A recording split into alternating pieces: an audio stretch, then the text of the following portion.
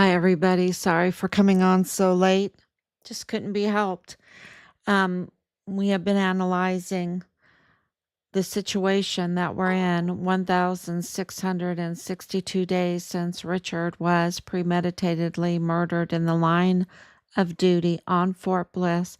That's been confirmed by the Department of Defense since 2020.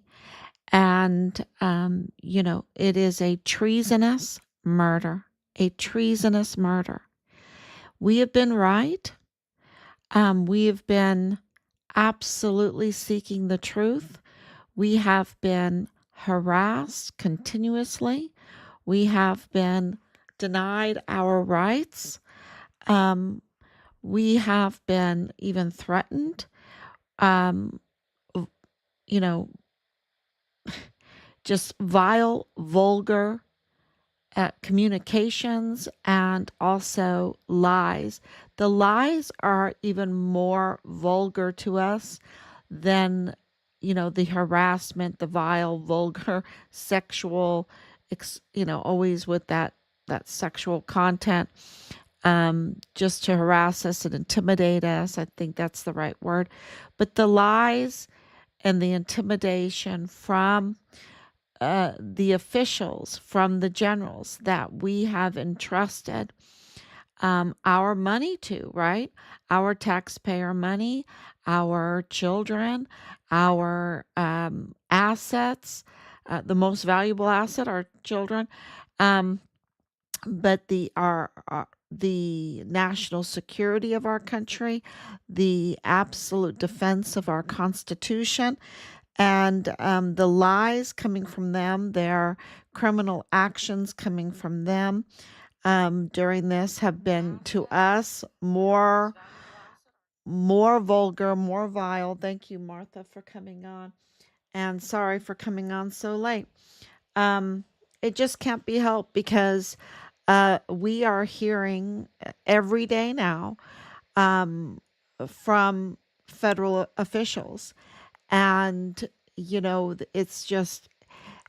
I, it's just all breaking. It's all breaking because it is becoming more than obvious with all this talk in the media of a constitutional crisis that President Trump is causing a crisis of accountability. I think that's what they really should say.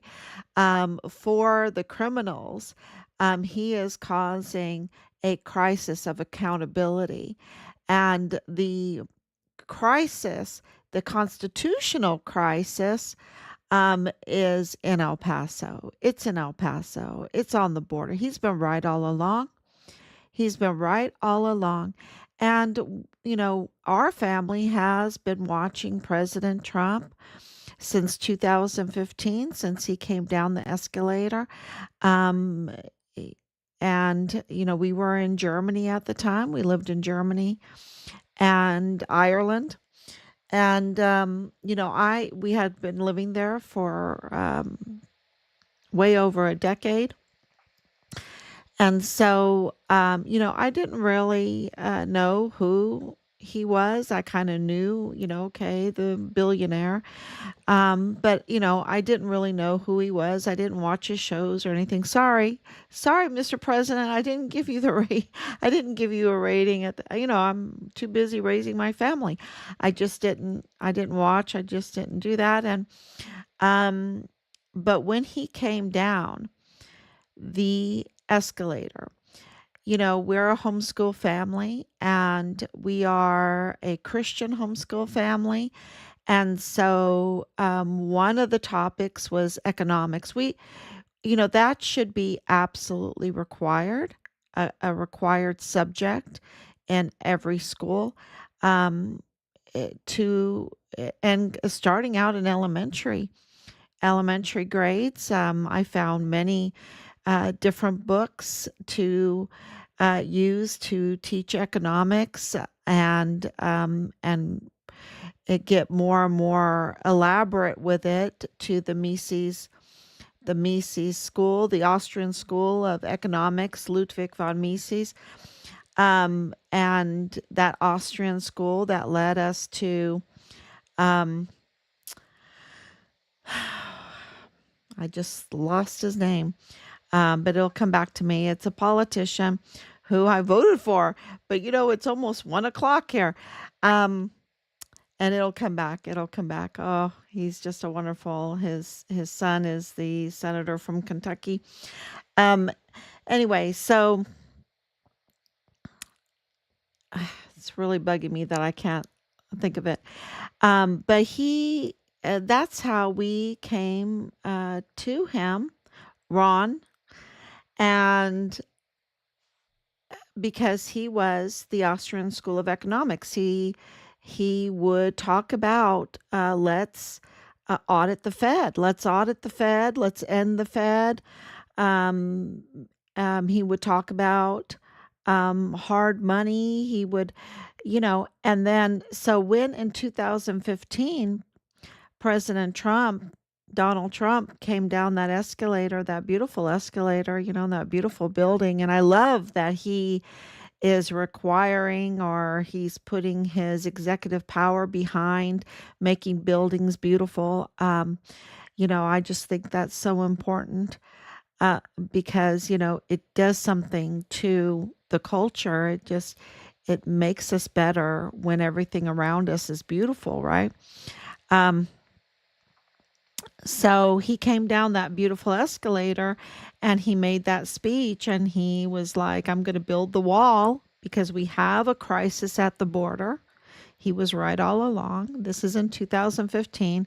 And I'm going to make Mexico pay for it. And, then everyone was screaming racism and stuff. But in our family, we absolutely knew what he was talking about. He was talking about the deficit. He was talking about the deficit with Mexico. And it was like, wow, what? What? What did he just do? Oh my gosh, he's talking real economics here. He's talking real strong economics for the United States.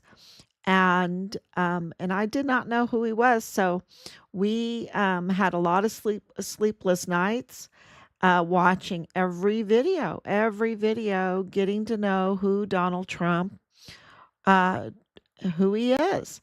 And I even downloaded and even posted. You can even look. I even posted it up. I think it's still on my Facebook. His financials. I think you can go to 2015 and search my Facebook and see that I posted up his financials. I looked it up and they were just stunning. They were just it was so beautiful. His financials were so beautiful. And it was like this man knows how to build something. This man knows business. This man knows what's going on in the world because where he has done business and built businesses is all over the world. So he knows culture, the different cultures of the world, and that would help him be the president of the United States. And so in 2016, we voted for President Trump. Now, since we were in Germany, we had to vote absentee ballot, and I hope it got counted because I remember exactly where I was at in November of 2016 when we heard that President Trump had won the election. And that was in Israel. The pictures of Richard and our family in Israel was in November of 2016. And we remember being on that trip and hearing the news and celebrating there. And with great hope, with great a lot of prayer. And we had gotten this opportunity to go with friends uh, 23 of them, to Israel, and it was a magnificent trip. And that is where we heard the good news when President Trump became the 45th president. Now he is the 47th president. Um, uh, and he is just, I call him the Magnificent. I call him the Magnificent because of everything that we have been through. We can only imagine what he has been through. Um, because the retaliation is real, everybody. And the retaliation of these demons. If you want to make the world a better place, if you want to make America great again, you really have to face the gnashing of teeth, the demons that don't want that. They don't want it. They want ruin. They just absolutely want chaos and ruin. They don't want the rule of law. And they will use everything to retaliate, to harass, to intimidate, to try to destroy. And of course, President Trump has a lot more. Uh, well, they destroyed our son, right? They destroyed our son, but he has a lot of property. He has a huge family, and I just can't even imagine everything that he has went through, and he has stayed so focused on making America great again. And um, I would get harassed when I would put his hat on.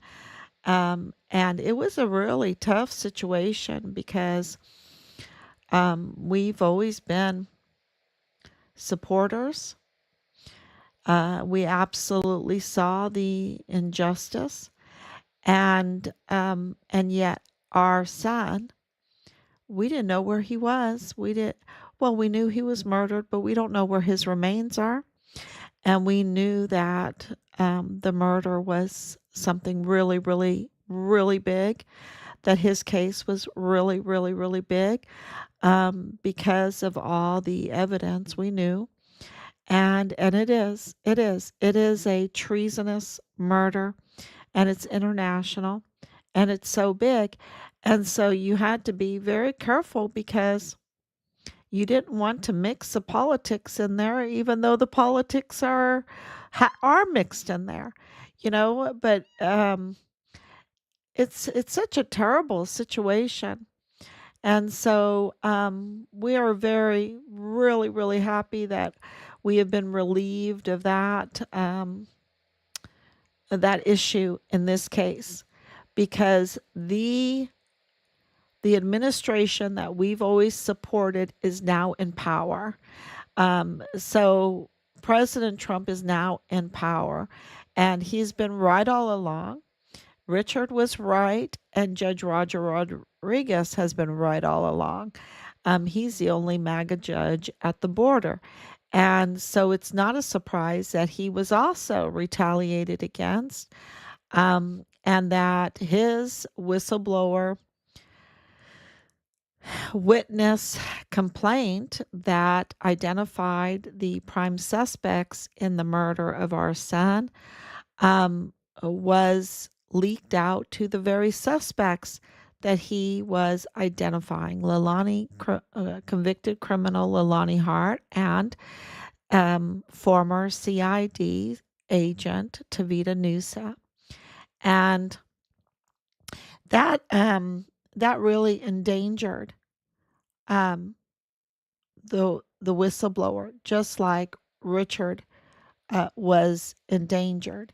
And so, looking at everything that has happened, and here's just a few.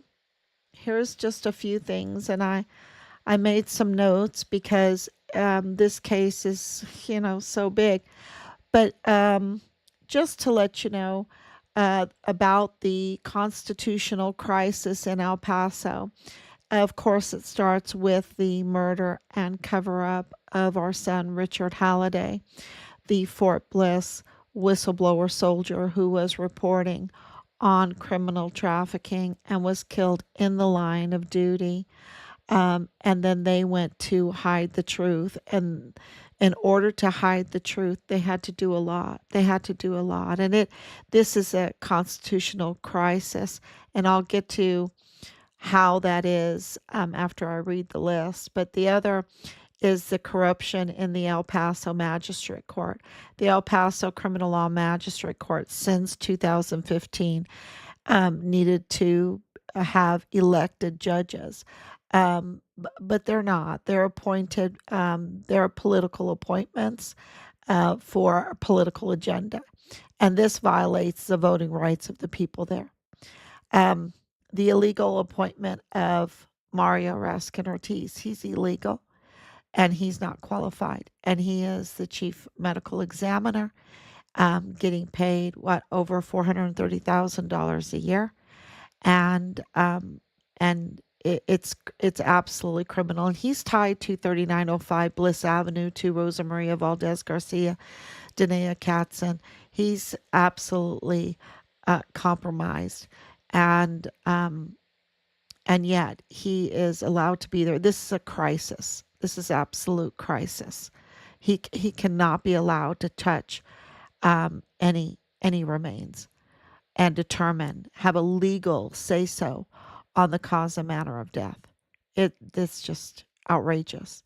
Then also the usurpation, or the failure to fill out proper paperwork to be installed properly by both Bill Hicks and James Montoya as the 34th Judicial District Attorney. So it has left that prosecuting office in total chaos, right? Neither one of them are legitimate. And so, that's a crisis. That's a huge crisis, especially after the political hit job that they did on Yvonne Rosales, right? So then the FBI leaks. I already talked about that. The FBI, being a political attack dogs, right? That's what they've been doing. So we were very happy to see Agent John Morales make that arrest of the CBP agent just the other day. That was really, really important, and I hope that he, puts fire underneath himself and goes to it and arrests these criminals. So the political weaponization of the Walmart shooting case, absolutely, it was politically weaponized, with a false narrative, with lies of white supremacy and racism, and targeting President Trump, targeting MAGA. And that is a crisis. That is an absolute crisis, because that's election interference. Also, the quid pro quo that we just recently exposed between the El Paso Matters, the media, and the federal courthouse, Michael Mayela, um, you know, where his family is Patrick Crucius, right? He is Patrick Crucius's family, and he's right there, managing the right hand man to Judge Waterama, the federal judge that sat, um, uh, that presided over the federal case, and sentencing Patrick Crucius to 90 life sentences. You're talking 7,000 years in prison. Most of that is from hate crime, from the false and lie about the white supremacy and the racism that was targeting President Trump and MAGA to affect the election, right? To push a Beto O'Rourke, the failed Beto O'Rourke, forward. And, and all along in the federal courthouse, right behind the Judge Guadarrama, was mitigating evidence, right? Was the family members, that absolutely knew that Patrick Crucius had autism, that absolutely knew that he wasn't racist. And we also have the audio recordings of Patrick Crusius's lawyer saying so. And but there's a crisis. There's a constitutional crisis in El Paso because there was a quid pro quo, and the media kept silence. And of course, um, Joe Spencer, he just wanted this to go on and on forever because he was getting bonus money. It wasn't enough that he was getting paid. He wanted to get paid big, and, it was very lucrative for him. That's the only, to me, unless he's involved with the criminal trafficking and everything, the only thing that I can understand why he would just be so derelict in his duty and be such a cold Joe. I call him a cold Joe. Um, um, he's like a mob boss, right? A mob boss, cold Joe, is for the dojo, right? Um, that's uh, that's how I see that. But investigators will have to, uh, tell us the truth. And with Cash Patel on the horizon, that looks really, really good that will happen. The other is the conflicts of interest, um, which I just mentioned.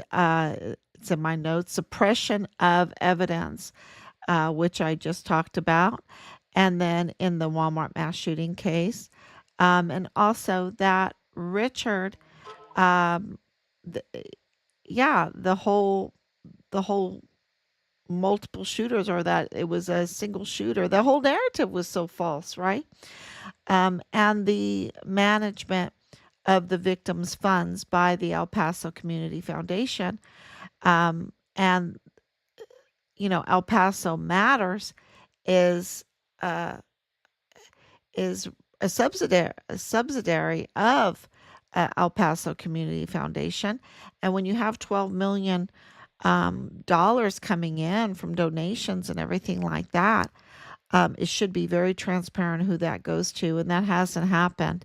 And there was investigation. That's why, with Yvonne Rosales, she was investigating. Her administration was investigating um, um, the fraud distribution of that money. And so that's just a few of the things. And now, so that just shows you that the crisis, with the federal court, with the DA's office, with the magistrate court, with the medical um, chief medical officer, or judicial officer, um, examiner, and the media, there is a crisis at the border. And I haven't even touched like CBP and all. I mean, there's so much. And Homeland Security, and DPS, and the ISDs, our independent school district, and how we have discovered there that cartel has infiltrated um, the El Paso ISD, right? So it's just, there is a huge, huge crisis, and it's a constitutional crisis. And what makes it a constitutional crisis? Well, just a few of the things.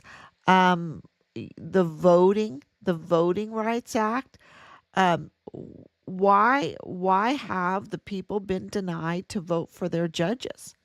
Right? Why? They, their rights have absolutely been violated since 2015. Also, habeas corpus. Um, Richard has been denied as a whistleblower, and his murder and the cover up absolutely um, violated his rights to due process and protection under the law. Absolutely. And, when you think of him being a soldier, it's even worse. Um, the immigration and nationality, that's Mario Raskin Ortiz. He is absolutely illegally in this country. He absolutely Leilani Hart is illegally in the country. And what Rosa Maria Valdez Garcia did with her daughter, that is also uh, looks like it. It looks like it that it's immigration fraud, right? To get this money. So yeah, and I don't know if we have really put out all that information that we have on that, but it's bad, y'all. It's so bad. And we haven't even mentioned the VA and all the rights that have been violated at the VA and with all the fraud with the disability benefits.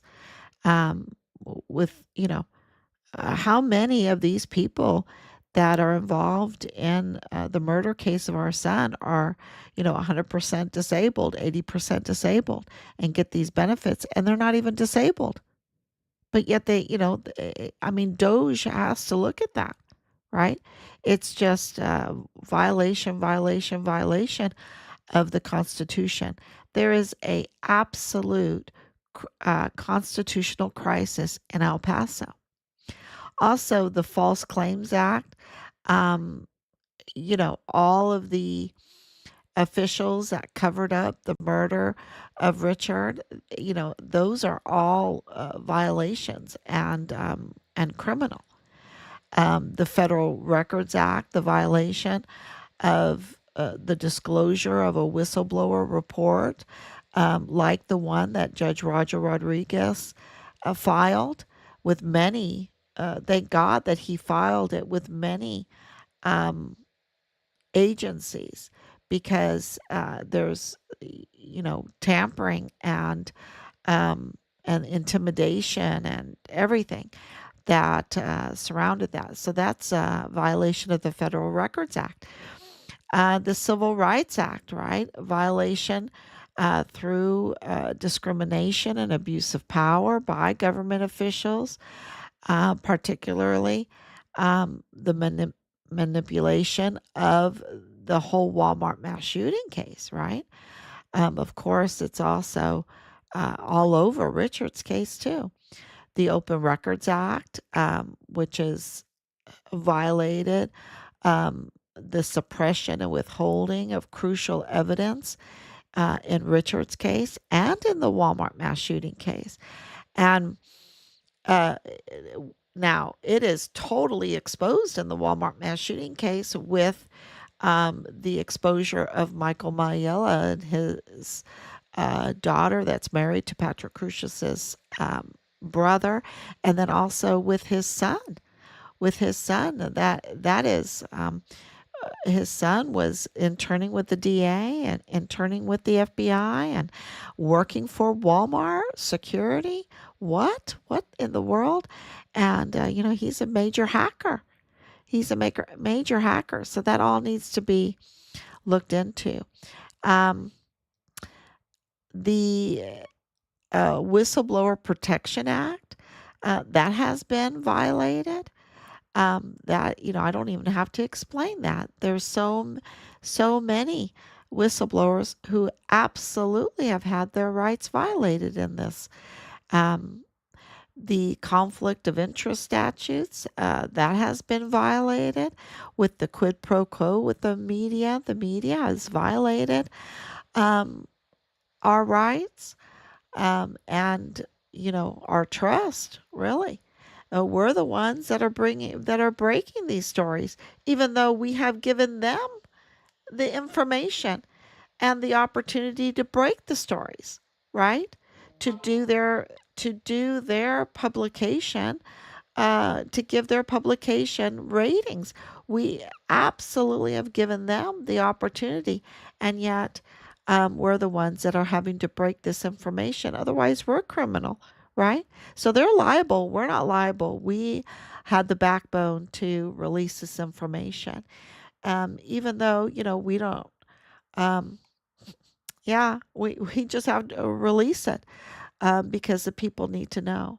And then the anti-kickback statute, um, the whole mismanagement of the Walmart victims funds for personal gain. That is, there's so many violations, and I just wanted to mention a few to prove that what I'm saying, not that I have to prove anything, because we've been right all along, right? We've been right all along. Patrick Crucius was autistic. I said that years ago. Just by watching him, you can tell.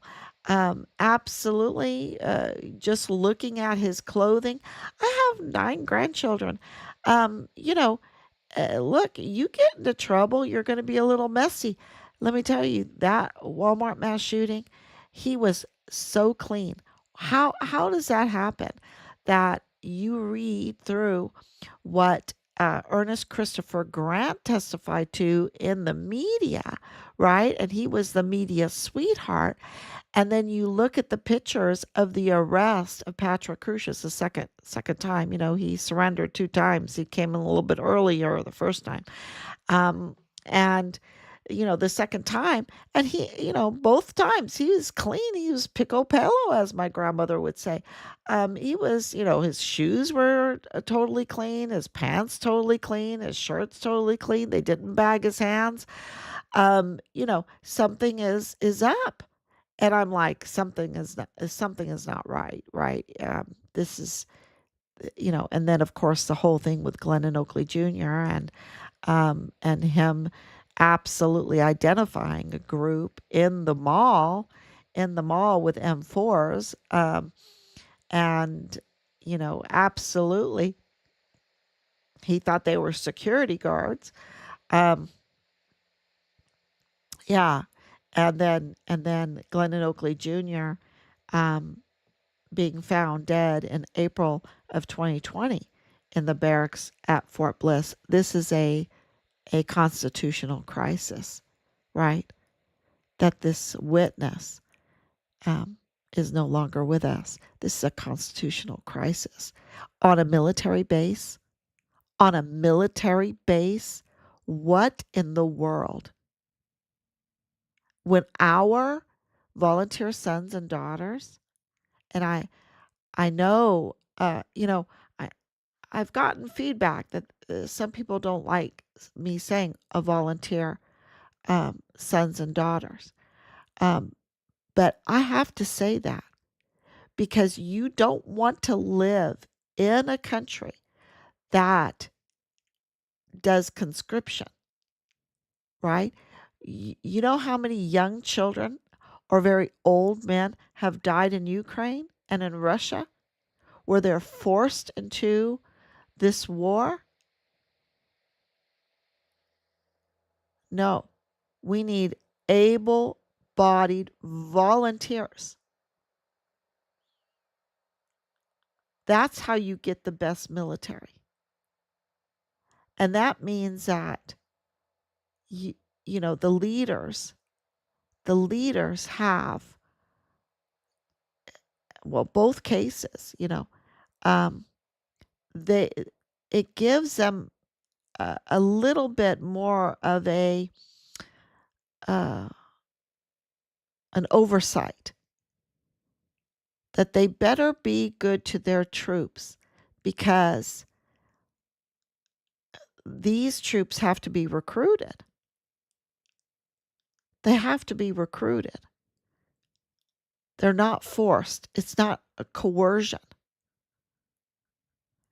And, you know, and that's very important because it should.